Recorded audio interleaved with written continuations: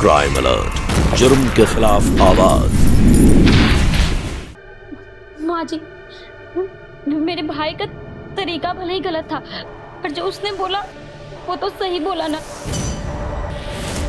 उसकी वाइफ की चीजें वो आपको क्यों देगा? वो अपनी वाइफ की चीजों को खुद भी हाथ नहीं लगाएगा। मैं जानती हूँ उसको। ये संस्कारी बातें ना तुम झूठे लोगों के मुंह पे सूट नहीं करती है। अरे सोचा था कुछ पैसे आ जाएंगे तो कहीं अच्छी जगह लगा दूंगा, लेकिन नहीं। मुझे क्या पता था कि तुम सब लोग भिखारी हो। अच्छा, तो तुमने मुझसे दहेज की लालच में प्यार और शादी की? प्यार पछतावा है, सिर्फ एक पछतावा। बहुत चलने लगी है तेरी जबान, तेरे घर वालों की तरह। आज जो तेरे घर वालों ने हमारे साथ किया, जो हमारी इतनी बेइज्जती की है ना, उसका नतीजा तो तुझे भुगतना ही होगा। सही कह रही हो माँ, इसको तो अब मैं बताता हूँ। सुना, तुम्हारे तरीके से नहीं, मेरे तरीके से। प्रकाश, वो लोहे का रॉड लाओ।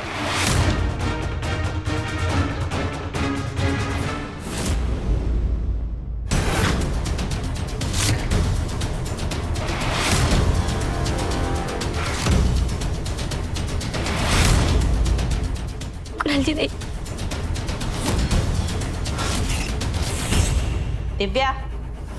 माँ जी, माँ जी, ये क्या कर रहे हैं आप लोग?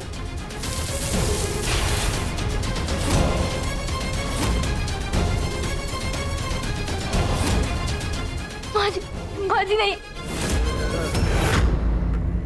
माँ जी नहीं, माँ जी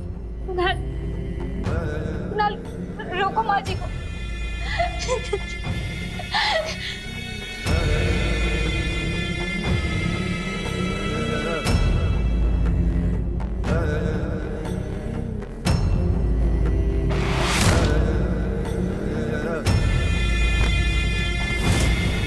क्यों, डर लग रहा है ना? लगना भी चाहिए माँ।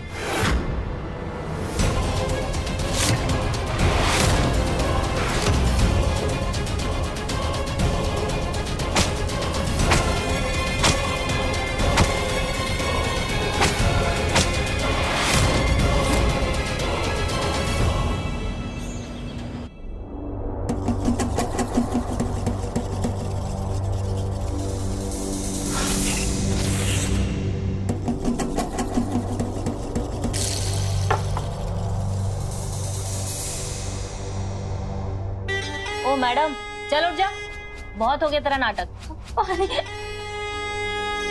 ये ले, ले पी ले।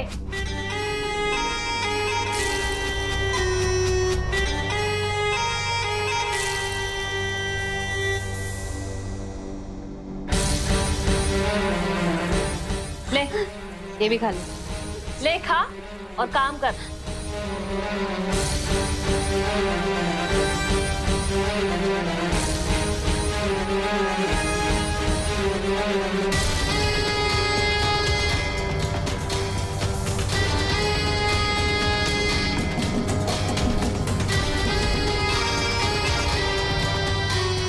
एक और रोटी मिलेगी, बहुत भूख लगी है।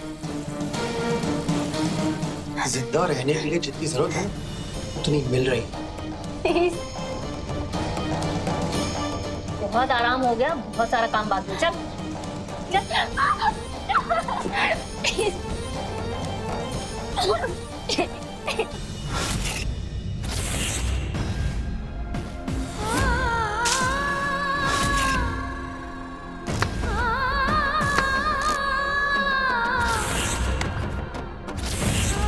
अब खड़ी क्या हो, अंदर आ जाओ, या तुम्हारे लिए फूल बिछाएं?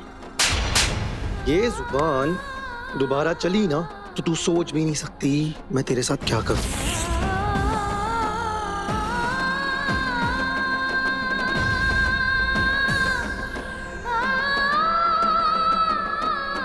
$5 लाख तो इंतजाम नहीं कर सके, 3.5 लाख रुपए ही हो पाए। निकल जाओ यहाँ से और साथ में अपनी बेटी को भी लेके जाओ।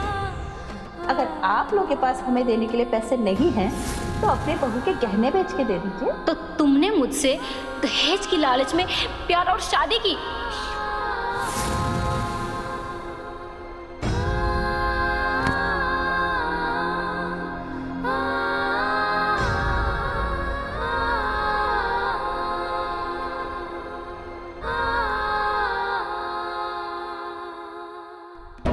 अरे आफत बन गई ये लड़की।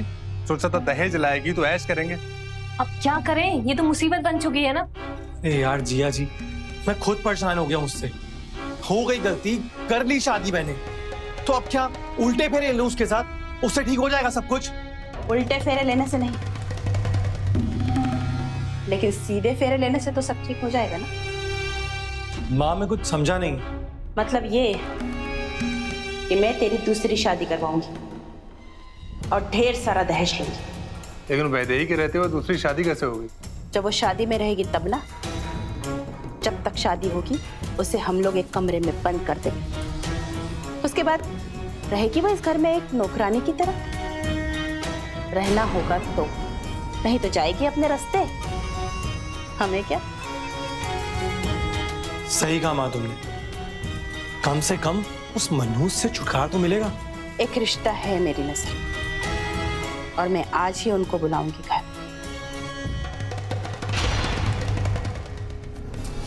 शादी का मतलब पैसा और दहेज? क्या एक लड़की सिर्फ इसलिए शादी करती है ताकि उसके लालची ससुराल वाले उसे पैसों के लिए पीटते रहें, टॉर्चर करते रहें? कब खत्म होगा दहेज का ये नशा और कब मिलेगा न्याय उन बेटियों को जिनके सपने दहेज की आग में झोंक दिए गए? और कौन है इसका जिम्मेदार? हम और आप, हम सब जिम्मेदार हैं। क्यों हमारा समाज एक आवाज में तय नहीं कर सकता कि ये लेन देन अब और नहीं होगा? हमारी बेटियां मौत के इस खेल का हिस्सा अब और नहीं बनेगी। पर अफसोस ऐसा नहीं हो रहा है और इसीलिए शर्म आती है ये सोचकर कि हम ऐसे समाज का हिस्सा हैं जहां बेटियों की खुशियों को दहेज के तराजू में तोला जाता है। आपके बेटे की शादी हुई थी, उसका क्या हुआ? जी अब क्या बताएं भाई साहब, कैरेक्टर लूज थी, भाग गई किसी के साथ। हमारे तो करम में फूट गए जो ऐसी लड़की को ब्याह के हम अपने घर में लाए।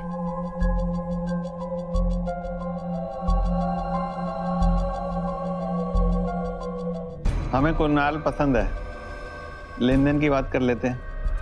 25 लाख रुपए कैश, घर का सारा सामान और एक ब्रांडेड कार। जी हमें रिश्ता मंजूर है।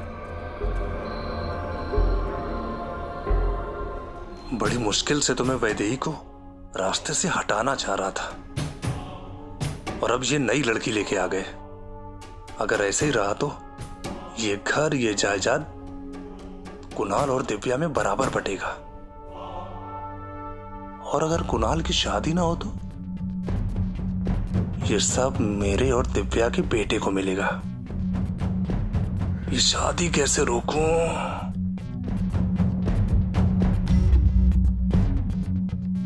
तो फिर इसी खुशी में मुंह मीठा कीजिए ना दिव्या।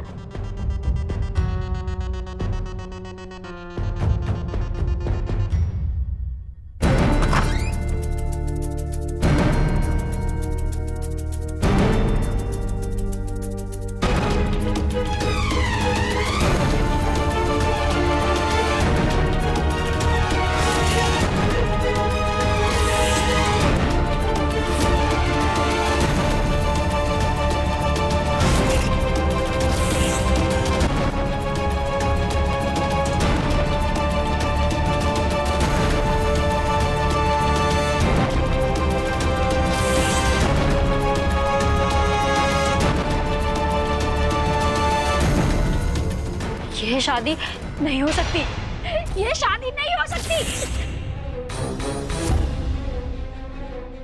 ये कौन है? मैं कुणाल जी की पत्नी हूँ।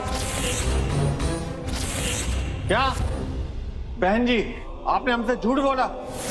चलो, ये शादी नहीं हो सकती। लेकिन भाई साहब अंकल मेरी बात तो सुनिए। अंकल मेरी बात तो सुनिए। अंकल प्लीज मेरी बात सुनिए।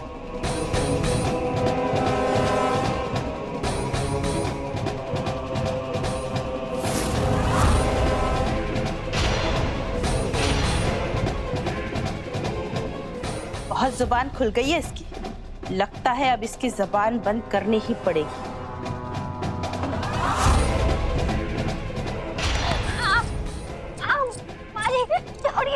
ले चलो इससे अंदर। चल अंदर। चल।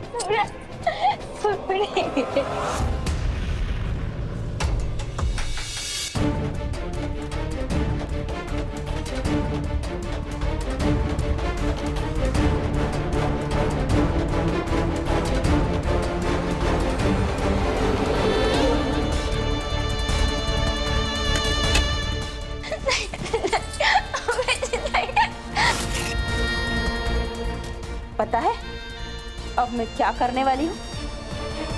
इस मिर्ची से तेरा मुंह हमेशा हमेशा के लिए बंद करने वाली हूँ। मुंह खोल। बहुत जुबान चलती है ना तेरी? हाँ, मेरे आगे चलेगी? कुणाल, मुंह खोल इसका।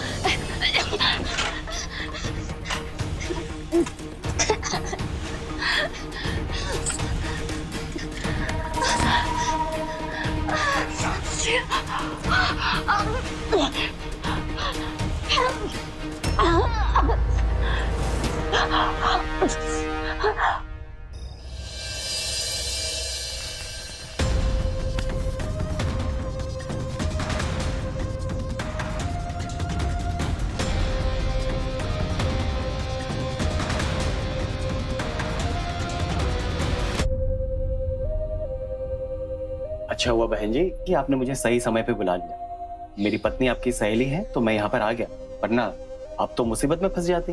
अरे मुसीबत से बचाने के लिए ही तो आपको बुलाया है डॉक्टर साहब। अब कैसी है वो? ठीक तो है ना?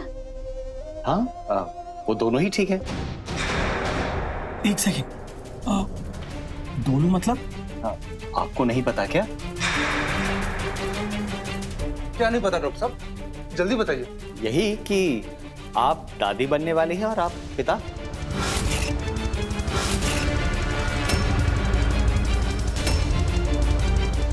देखो कुणाल, वैदेही को आराम की जरूरत है और उसका ध्यान रखना।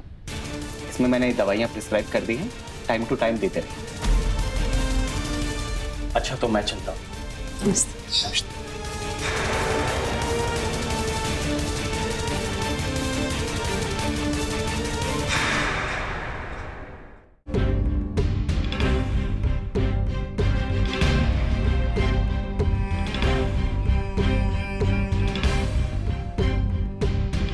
माँ, अब क्या होगा?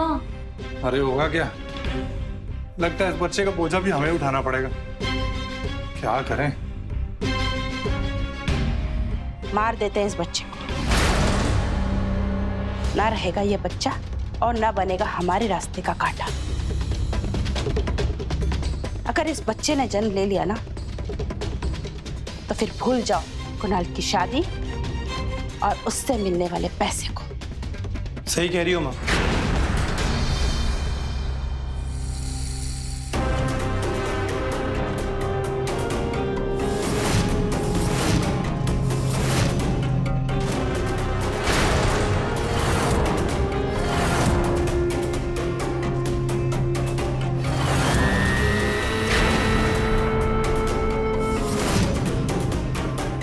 सोच लो, कहीं इस बच्चे के चक्कर में हम सब फंस न जाएं। अरे जिया जी, कुछ नहीं होगा, क्यों इतना डरते हो? ये तो है ही डरपोक। अगर इतना ही होता ना तो लड़ लेते ना मेरे लिए अपने घर वालों से, लेकिन नहीं, आ गए मेरे पीछे पीछे यहाँ। अरे मेरा मतलब है कि किसी को पता चल गया कि बच्चे को हमने मारा है तो? किसी को कैसे पता चलेगा? कौन बताएगा? तुम?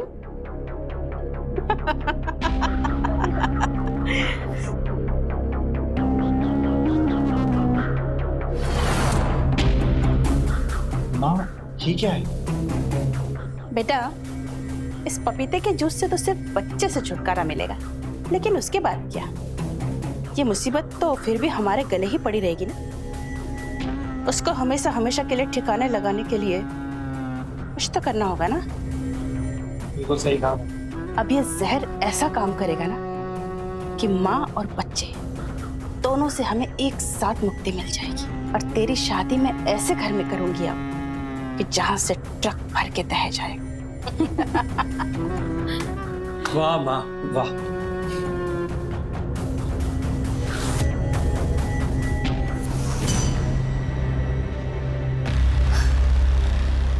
कल सुबह हम सबको इस मुसीबत से छुटकारा हमेशा हमेशा के लिए मिल जाए।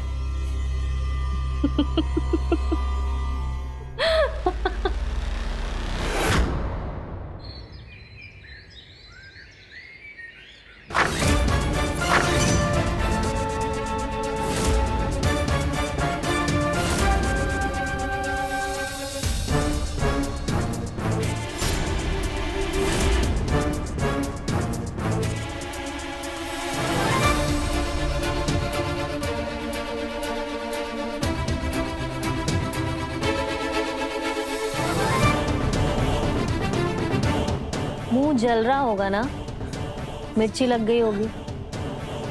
ये लो जूस पियो।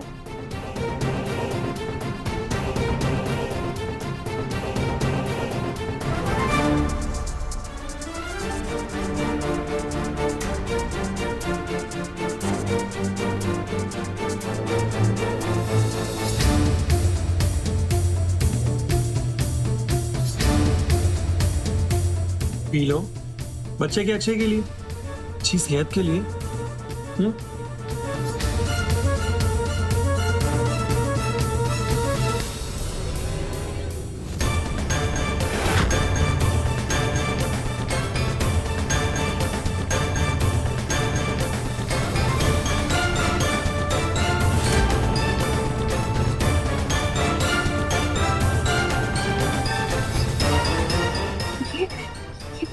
पपीते का जूस है।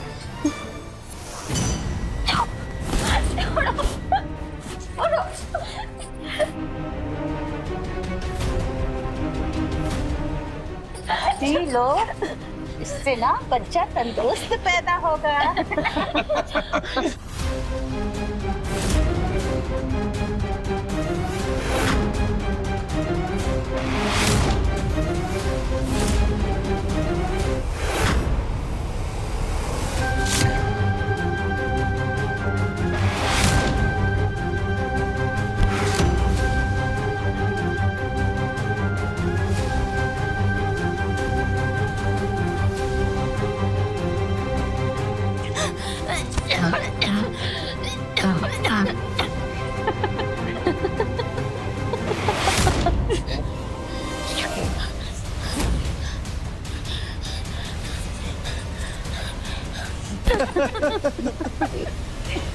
बच्चा तंदुरुस्त पैदा होगा।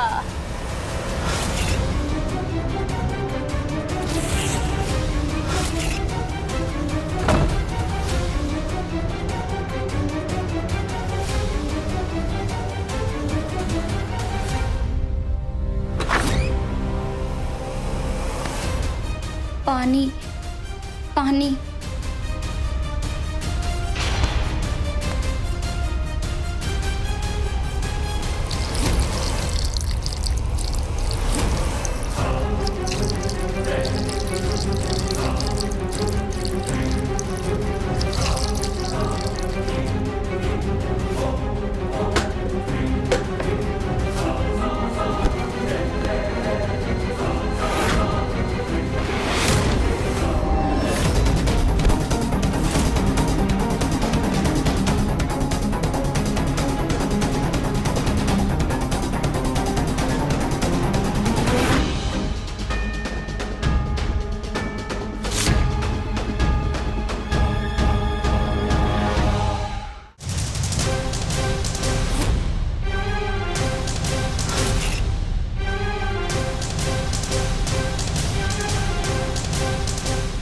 हम अभी आप ही को फोन करने वाले थे।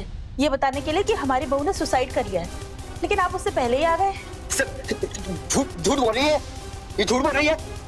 मैंने खुद कॉल की थी मुझे।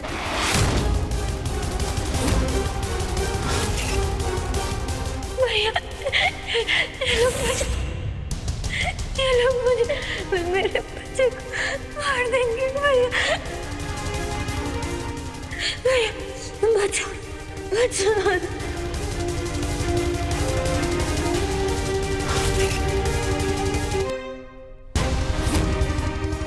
इंस्पेक्टर साहब, ऐसा कुछ भी नहीं है, ये झूठ बोल रहे हैं सब। अरेस्ट कर लो इनको।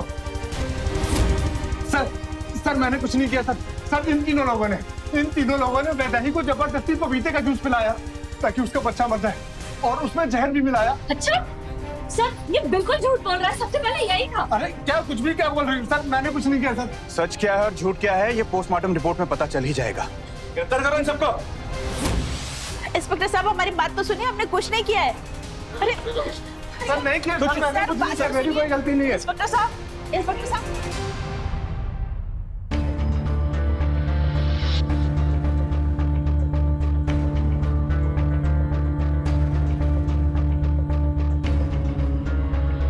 कब तक मरती रहेंगी वैदेही जैसी बेटियां?